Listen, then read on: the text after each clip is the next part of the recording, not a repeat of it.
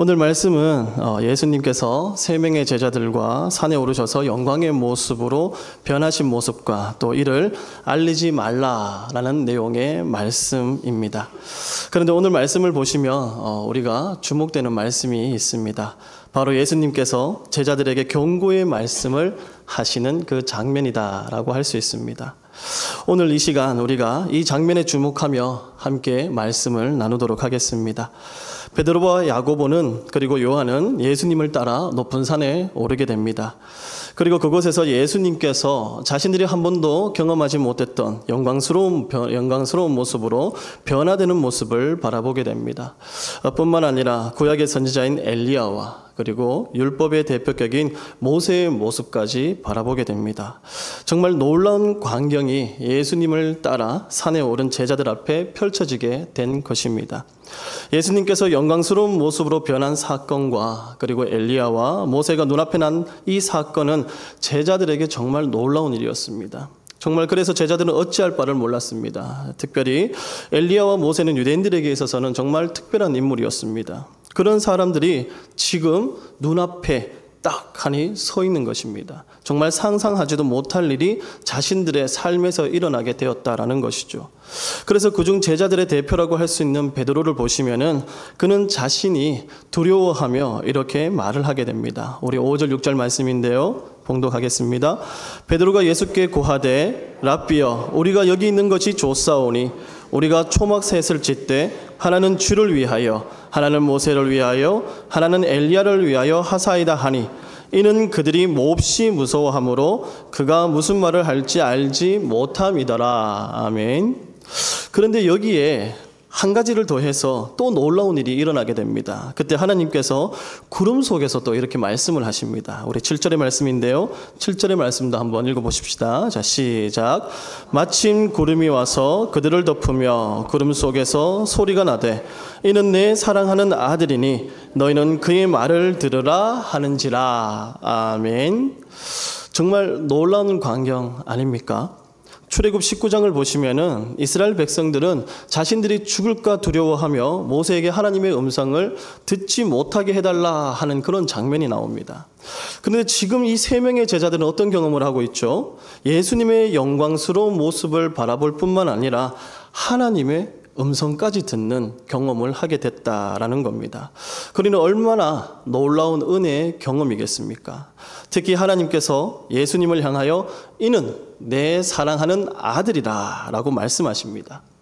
이 말씀은 예수님께서 세례를 받으실 때에 들려왔던 하나님의 음성과도 완전히 동일한 말씀입니다. 원어로 보더라도 완전히 동일합니다. 이것이 무엇을 의미하는 것일까요?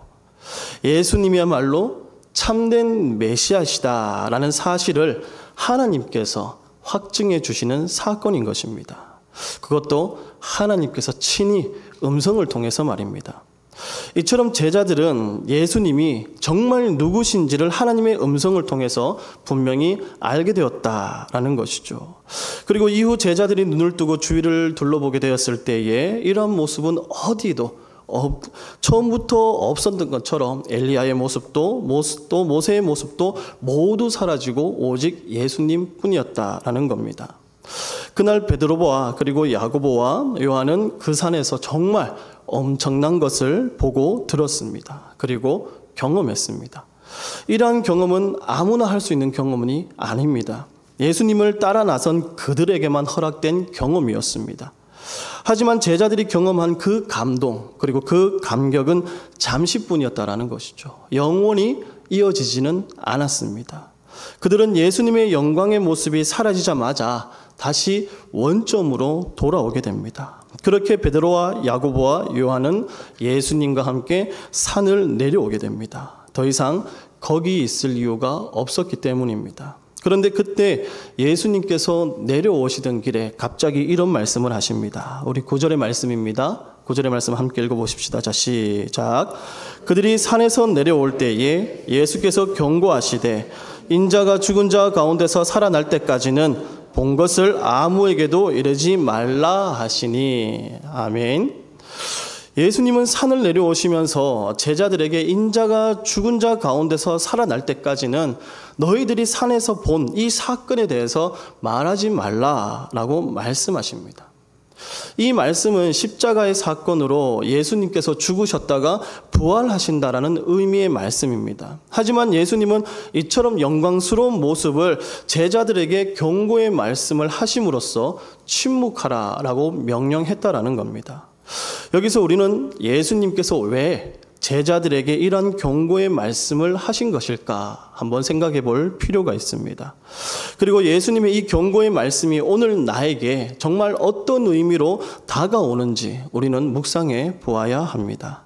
그러면 왜 예수님은 하나님께서 아들 곧 메시아다라고 직접 증거하신 그 사건을 보고 듣고 경험한 세 제자에게 경고의 말씀을 하신 것일까요? 분명 제자들은 예수님의 영광의 모습을 두 눈으로 다 목도했습니다. 뿐만 아니라 하나님의 음성까지 들었습니다. 이것은 부정할 수 없는 사실입니다. 그런데 예수님은 제자들에게 침묵하라라고 말씀하십니다. 그 의미가 무엇이겠습니까? 첫 번째는 말보다는 삶으로 주님을 증거하는 삶이 중요하기 때문입니다. 제자들은 눈으로 보았고 입술로는 예수님이 살아계신 하나님의 아들이다라고 고백했습니다. 더욱이 이를 하나님께서 직접 음성으로 확인까지 시켜주셨습니다. 하지만 예수님은 경고의 말씀으로 제자들에게 침묵하라라고 말씀하십니다. 예수님께서 이렇게 하신 까닭은 우리의 삶을 통하여 전 인격이 예수님을 그리스도로 고백할 때까지 침묵해야 한다라는 의미다라고 할 수 있습니다. 예수님을 온전한 그리스도로 인정하지 않고 믿지 아니하는 상태에서 그 입술로만 말하지 말아야 한다라는 겁니다. 말로는 언제나 어디서나 주님 사랑합니다. 주님 감사합니다. 저는 주님을 믿습니다. 라고 고백하면서도 내가 정작 살아가는 내 삶에서는 전혀 그렇게 상관없이 살아가는 삶이라면 그것은 오히려 침묵해야 할 일이다라는 겁니다. 그런 삶은 예수님의 영광을 드러내는 삶이 전혀 아닙니다. 오히려 예수님을 따르며 예수님의 좌우편에 앉기 위한 삶, 즉 나의 영광을 위한 삶이다라고 할 수 있습니다. 그러므로 우리는 기억해야 합니다. 주님께서 원하시는 것은 입술로만 하는 그런 고백이 아니라 우리의 삶으로 주님께서 살아계신 하나님의 아들이다라는 것을 증거하며 살아가는 것, 그것을 주님께서 원하신다라는 겁니다. 그렇지 못하다면 오히려 우리는 침묵해야 합니다. 침묵함으로써 예수님의 영광을 가리지 않아야 한다는 것이죠. 예수님을 믿는다고 이야기하면서 예수님을 믿지 못하는 사람들보다 더 못한 인생을 살아간다면 그것이 무엇이겠습니까? 예수님의 그 영광스러운 모습을 오히려 가려버리는 죄악인 것입니다. 만약 제자들에게 하신 이 말씀이 오늘 여기 모인 우리에게, 특별히 나에게 하신 말씀이라고 생각한다면 정말 무서운 말씀이다라고 생각됩니다. 왜냐하면 우리의 생사화복을 주관하시는 창조주께서 직접 하신 말씀이기 때문입니다. 그것도 경고의 말씀으로 말입니다.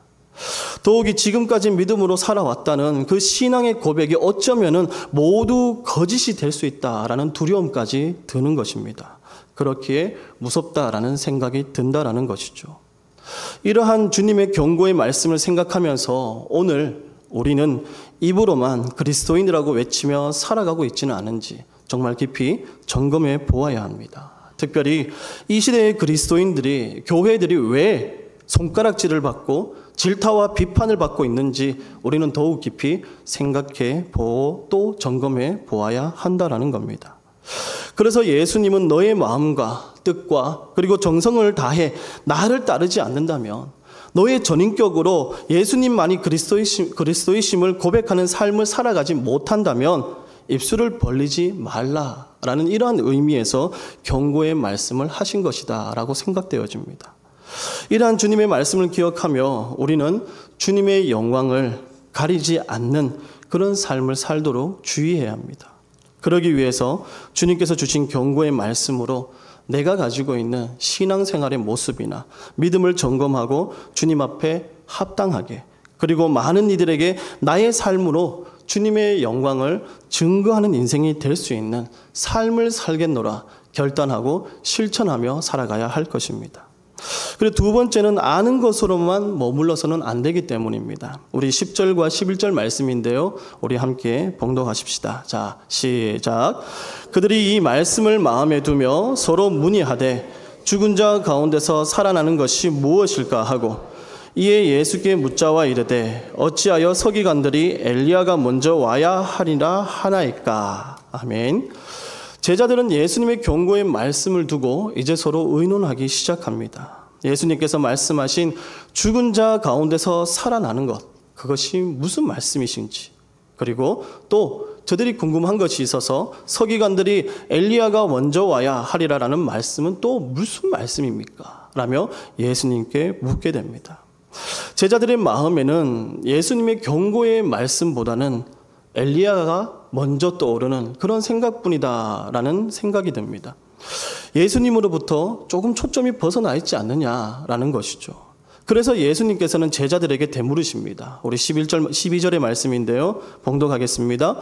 이르시되 엘리야가 과연 먼저 와서 모든 것을 회복하거니와 어찌 인자에 대하여 기록하기를 많은 고난을 받고 멸시를 당하리라 하였느냐. 아멘. 왜 제자들의 마음에는 엘리야 생각뿐입니까? 이는 엘리야가 와야 메시아가 오신다라고 기록되어 있기 때문입니다. 제자들은 이것에만 관심을 두고 있었다라는 겁니다.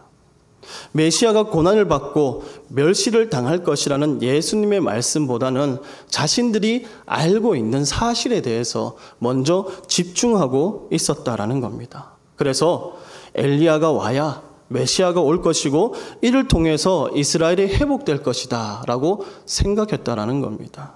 다시 말씀드려서 하나님의 아들이 이 땅에 사람의 몸을 입고 오셔서 어떻게 고난을 받으시고 또 어떻게 죽으시고 그래서 어떤 방법으로 이스라엘을 회복하시는지에 대해서는 전혀 관심이 없었다라는 겁니다. 단지 메시아가 오시면 자신들이 행복하게 될 것이다 라는 생각뿐이었다라는 겁니다. 결국 이들의 관심은 그저 내가 어떻게 해야 잘 살 수 있는가, 어떻게 해야 행복하게 될 수 있는가, 그것밖에 없었다라는 겁니다. 그래서 예수님은 말씀하신 것입니다. 12절 하반절부터 13절까지 말씀인데요. 제가 봉독하겠습니다. 인자에 대하여 기록하기를 많은 고난을 받고 멸시를 당하리라 하였느냐. 그러나 내가 너희에게 이르노니 엘리야가 왔으되 기록된 바와 같이 사람들이 함부로 대우하였느니라 하시니라. 아멘. 제자들의 마음에는 자신들의 경험을 통해서 이해하는 정도의 생각이 있었습니다. 그 정도의 생각과 내용만 가지고 있었다라는 것이죠. 그리고 기록된 하나님의 말씀을 자신들이 가지고 있는 기준, 잣대로 보려고 하였기 때문에 예수님께서 하시는 말씀이 이해가 되지 않은 것입니다. 그러나 예수님은 그러한 제자들의 질문에도 오늘 말씀을 보시면은 친절하게 답변해 주십니다. 그러면서 그들의 안목을 이 땅에 두는 것이 아니라 자기가 가지고 있는 지식에 두는 것이 아니라 하나님의 눈으로 하나님의 잣대로 이 땅을 바라보고 또 말씀을 들을 수 있도록 바꾸어 주시는 모습을 우리가 또 보게 됩니다. 즉 예수님이 가르쳐 주시지 않으면 어느 것 하나도 이해할 수 없는 제자들에게 직접 성경 말씀을 우리 주님께서 가르쳐 주셨다라는 겁니다. 오늘 우리도 마찬가지입니다. 비록 예수님이 직접 성경책을 펼쳐 주시며 말씀하시는 것은 아니지만 하나님의 말씀을 사모하며 우리가 성경을 읽을 때에 우리 주님은 2000년 전에 제자들에게 가르치셨던 것과 같이 오늘 우리에게도 가르침을 주신다라는 겁니다. 그렇기 때문에 우리가 말씀을 읽고 또 묵상하게 되면은 우리의 마음이 뜨거워지게 되는 것이죠. 아무리 저와 같이 부족한 설교자가 전하는 말씀이라도 이를 통해서도 주님께서는 역사하십니다. 뜨거움을 주십니다. 뿐만 아니라 우리가 찬양할 때에, 기도할 때에 그때에도 놀라운 은혜를 경험할 수 있도록 해 주신다라는 겁니다. 이처럼 하나님은 다양한 방법을 사용하셔서 우리에게 가르침을 주십니다. 예수님이 어떤 분이신지 하나님께서 직접 증거하시면서 그 모든 것을 오늘 우리에게 보여주셨습니다. 그럼에도 본문의 제자들처럼 하나님의 말씀을 전혀 이해하지 못하여 어찌할 바를 모른다면 아는 것에만 머물 것이 아니라 이제는 인격적으로 주님을 만나는 자리로 나아갈 수 있기를 원합니다. 이것을 가능하게 하는 것이 말씀을 읽는 것입니다. 요즘 저희들 내당 100일 일독을 하고 있죠. 네, 말씀을 읽으면서 은혜를 많이 받고 있습니까? 네.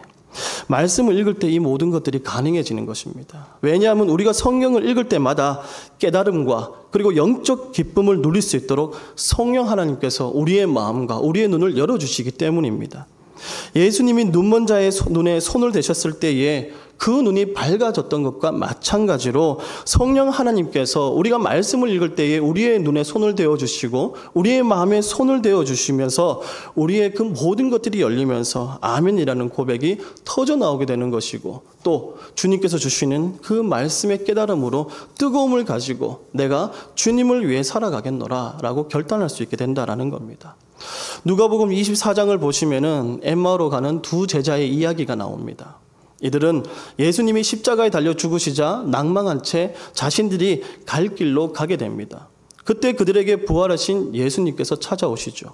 그리고 낭망하여 길을 걷고 있는 이들에게 그 이유를 물으시고 그들의 마음을 열어 성경의 말씀을 깨닫게 하십니다. 그러자 그들의 마음은 뜨거워졌다라고 이야기하고 있습니다. 그래서 그들의 눈이 밝아져 그분이 바로 부활하신 예수님이셨구나라는 것을 깨닫게 되었다라고 말씀하십니다. 이러한 일이 가능한 것은 성경의 저자가 사람이 아니라 하나님이시기 때문입니다.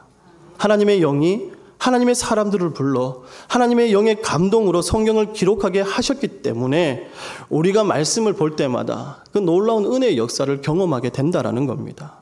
오늘 우리도 동일합니다. 비록 설교자의 입술을 통해 선포되는 말씀이지만 성령 안에서 감동이 있기에 듣는 성도들이 아멘이다라고 화답하는 것입니다. 그리고 그때 성령 하나님께서 우리를 하나로 묶어주시고 부어주시는 은혜로 우리는 충만하게 되는 것입니다. 이처럼 성령 하나님은 우리의 마음을 열어주시어 우리의 깨달음이 그저 지식으로만 끝나는 것이 아니라 나의 삶을 변화시켜 주는 데까지 나아갈 수 있도록 인도해 주시는 것입니다. 우리는 과거 어느 시대보다도 성경을 많이 알고 있습니다. 들을 기회도 많습니다. 읽을 거리도 많습니다. 그러나 아는 것에만 머물러서는 안 된다라는 것을 기억하시기를 원합니다. 일반적으로 알고 있는 것을 지식이라고 말합니다. 그래서 하나님에 관한 것, 예수 그리스도에 관한 것, 여기까지는 지식이다라고 할 수 있습니다. 그러면 지혜는 무엇입니까? 지혜는 그 지식을 바탕으로 해서 어떻게 사용하면서 내가 살아가느냐 하는 것입니다. 지식은 무엇이고 지혜는 어떻게 라는 것입니다. 그래서 공부를 많이 해서 아는 것이 많은 사람을 우리는 지혜자라고 부르지 않습니다. 지성인, 지식이 많은 사람이라고 이야기할 뿐입니다. 하지만 삶 속에서 자신이 가지고 있는 그 지식을 사용하면서 슬기롭게 행하며 살아가는 사람을 우리는 지혜로운 사람이다 라고 이렇게 이야기합니다. 하지만 무엇보다도 중요한 것은 지혜의 근본은 여호와를 경외하는 것에 있다라는 사실입니다. 잠언 9장 10절의 말씀입니다. 말씀을 봉독하겠습니다. 여호와를 경외하는 것이 지혜의 근본이니라. 아멘. 지식이 근본이 아닙니다. 여호와를 경외하는 것, 여호와를 믿는 것, 여호와를 예배하는 것, 그것이 바로 지혜의 근본입니다. 다시 말씀드려서 하나님에 관하여 많이 안다고 해서 그것이 곧 하나님을 믿는 믿음은 아니다라는 겁니다. 하나님을 안다면 아는 것으로 끝나는 것이 아니라 아는 것을 가지고 이제 내가 어떻게 살아가느냐 하는 이것이 중요하다라는 것이죠. 성경을 많이 알고 있습니까? 그리고 그것으로 족하다고 생각하며 살아가고 있지는 않습니까? 내가 매년 성경 1독, 10독을 하니까 내가 성경 말씀을 줄줄이 다 외우고 있으니까 거기에 만족한다라며 살아가고 있습니까? 우리는 여기서 만족하지 않아야 합니다. 그 지식을 내 삶에서 어떻게 행할 것인지에 대해서 고민하는 지혜가 우리들에게 필요합니다. 왜냐하면 아는 것이 아니라 행하는 것이 곧 믿음이기 때문입니다. 그래서 야고보서 2장 17절 말씀을 보시면 또 이렇게 말씀을 하시죠. 이와 같이 행함이 없는 믿음은 그 자체가 죽은 것이다 라고 말씀합니다. 그러므로 아는 것에 머물지 말고 참된 믿음의 행위로서 참한 메시아이신 주님을 증거할 수 있는 삶을 살아가실 수 있기를 주님의 이름으로 축원합니다. 마지막 세 번째는 예수님이 가장 귀한 분이다라는 것을 믿고 살아가야 하는 것입니다. 우리 13절의 말씀인데요. 함께 봉독하겠습니다. 그러나 내가 너에게 이르노니 엘리야가 왔으되 기록된 바와 같이 사람들이 함부로 대우하였느니라 하시니라. 아멘. 당시 유대인들은 메시아가 오실 것이다 라는 사실에 대해서 분명히 알고 있었습니다. 그래서 성경을 보시면 메시아에 대한 예언의 말씀이 성경 곳곳에 기록되어 있는 것을 보게 됩니다. 그만큼 유대인들은 메시아를 통하여 이스라엘이 분명히 회복될 것이다 라는 것을 믿고 살아갔다라는 것이죠. 그런데 그들이 알고 있었던 것에는 한계가 있습니다. 그것은 메시아가 다시 오시기 전에 하나님께서 엘리야를 다시 보내신다라는 것이었습니다. 이들은 여기까지만 알고 있었다라는 겁니다. 그래서 그들은 엘리야가 세례 요한이었다라는 사실과 그 메시아가 젊은 청년 예수다라는 사실을 전혀 믿지 못했던 것입니다. 더욱이 예수님께서 직접 수많은 이적과 그리고 표적과 말씀의 권세를 그들 눈앞에서 보여주셨음에도 불구하고 여전히 그들은 다른 누군가를 계속해서 기다리고 있었던 것입니다. 쉽게 말씀드려서 예수님이 눈앞에 있음에도 불구하고 참된 구원자이시다라는 것을 그들이 깨닫지 못했다라는 겁니다. 그래서 예수님은 인자가 죽은 자 가운데서 살아날 때까지는 본 것을 아무에게도 이르지 말라라고 말씀하신 것입니다. 결국 본 것을 전한다 하더라도 그들은 예수님을 믿지 않을 것이기 때문입니다. 오히려 그로 인해서 예수님께서 지셔야 하는 그 십자가와 그리고 부활의 영광이 그들에 의해 가려지고 왜곡될 뿐이다라는 겁니다. 그렇기에 유대인들은 눈앞에 참된 메시아이신 예수님께서도 계심에도 인정하지 않았다라는 것이죠. 그리고 예수님께서 전하시는 말씀도 듣지 않은 것입니다. 그렇게 유대인들은 예수님이 메시아이심을 깨닫지도 못하는 인생을 살아갔던 것입니다. 그래서 그들은 예수님을 어떻게 대하게 됩니까? 함부로 대하게 됩니다. 엘리야의 역할을 하는 그 세례 요한뿐만 아니라 예수님께서 엘리야가 이미 왔으니 내가 바로 그다라고 고백했음에도 불구하고 그들은 예수님을 함부로 대하게 됩니다. 예수님께서 회개하라 말씀하실 때도 예수님께서 성전을 정화하시며 만민이 기도하는 내 집이다라고 말씀하실 때에도 무엇보다 예수님께서 하나님의 아들이심을 밝히셨을 때에도 그들은 믿지 않았습니다. 그들은 자신들이 가지고 있는 그 지식과 관습 그리고 지식으로 늘 예수님을 비난하고 죽이기를 계획하고 불신하며 살아갈 뿐이었다라는 겁니다. 이처럼 예수님을 모르는 사람들은 예수님을 함부로 대우하며 살아갈 수밖에 없습니다. 그러나 예수님을 인격적으로 만나 믿음으로 고백하며 살아가는 사람들은 결코 예수님을 함부로 대할 수 없습니다. 내 인생에 예수님만이 가장 귀한 분임을 깨달아 알고 있기 때문입니다. 또 그것을 믿음으로 고백하며 살아가고 있기 때문입니다. 혹여나 예수님을 모르는 사람처럼 살아간다면 이 시간 주님 앞에 회개할 수 있기를 바랍니다. 이 시간 우리는 말씀을 통하여 예수님을 함부로 대하는 삶을 살아가고 있지는 않은지 정말 깊이 점검해 보아야 합니다. 물론 대부분이 그렇지 않을 것이다 라고 생각합니다. 하지만 사람을 대하는 자세나 일상을 살아가는 내 삶의 모습을 한번 점검해 보십시오. 뿐만 아니라 말씀을 대하는 자세나 예배를 드리는 자세를 생각해 보십시오. 그러면 정말 나의 모습이 어떤 모습인지 우리는 분명 발견하게 될 것입니다. 그 대답은 자신만이 아시겠죠. 오늘 예수님께서 제자들에게 주신 경고의 말씀은 다른 사람을 위한 것이 아니라 오로지 나를 온전한 믿음으로 세우기 위한 나를 위한 말씀이다라는 것을 기억하시기를 원합니다. 예수님은 우리가 아는 것에만 머물러 있는 자녀가 아니라 삶으로 주님을 증거하며 영광을 올려드리는 참된 자녀의 삶을 살아갈 수 있기를 원하십니다. 그리고 우리의 믿음이 다시금 하나님을 향한 감동과 그리고 그 감격을 회복하기를 원하십니다. 예수님을 가장 귀한 분으로 여기고 살아가는 사람은 경건한 삶을 살아갈 수밖에 없는 것입니다. 그래서 칼빈은 경건에 대해서 이렇게 정의합니다. 하나님을 사랑하는 마음과 하나님을 경외하는 마음, 이 두 가지가 어우러져서 삶 속에 나타나는 것이 경건이다 라고 말씀합니다. 삶 속에서 숨겨진 것이 아닙니다. 나타나는 것입니다. 드러나는 것입니다. 그리스도인의 경건은 단지 성경을 많이 안다고 해서 이루어지는 것이 절대 아닙니다. 성경을 펼쳐 놓았음에도 나의 삶이 변하지 않고 그리고 머리의 지식으로만 논하는다라는 것은 아무런 능력도 발휘할 수 없는 삶이 될 뿐인 것입니다. 나의 마음과 생활이 변화되지 않은 그런 상태에서 어찌 부활하신 예수 그리스도와 변화산에서의 그 엄청난 사건을 전할 수 있겠습니까? 우리는 스스로를 먼저 돌아볼 수 있는 신앙의 자세를 가지고 날마다 자신의 부족함을 회개하며 살아가야 합니다. 계속된 회개만이 죄를 이기게 만드는 것입니다.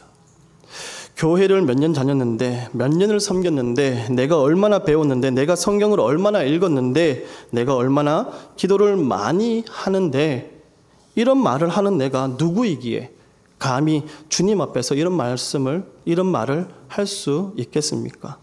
제자들은 3년 동안 예수님을 보아왔습니다. 자기 입술로 예수는 그리스도다라고 고백까지 했습니다. 그럼에도 그들의 마음에는 여전히 자신들이 바라고 원하는 메시아 상이 있었습니다. 그러니 예수님을 받아들일 수가 없는 것이죠. 예수님이 그토록 수없이 말씀하셨던 십자가의 고난과 그리고 부활의 사건도 이해할 수 없었던 것입니다. 문제는 다른 것에 있는 것이 아니라 내 안에 있는 것입니다.